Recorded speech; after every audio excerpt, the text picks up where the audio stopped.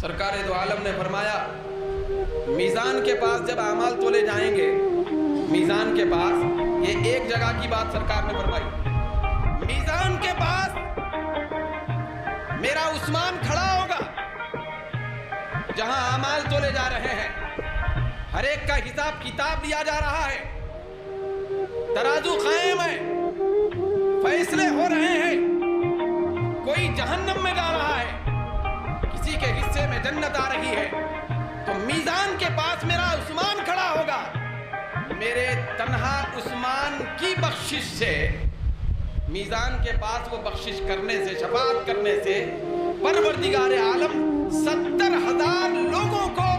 جن کے بارے میں میزان کے پاس جہنم اور دوزخ میں جانے کا فیصلہ ہوگا، عثمان کی شفاعت سے ان کو جنت عطا فرمائے۔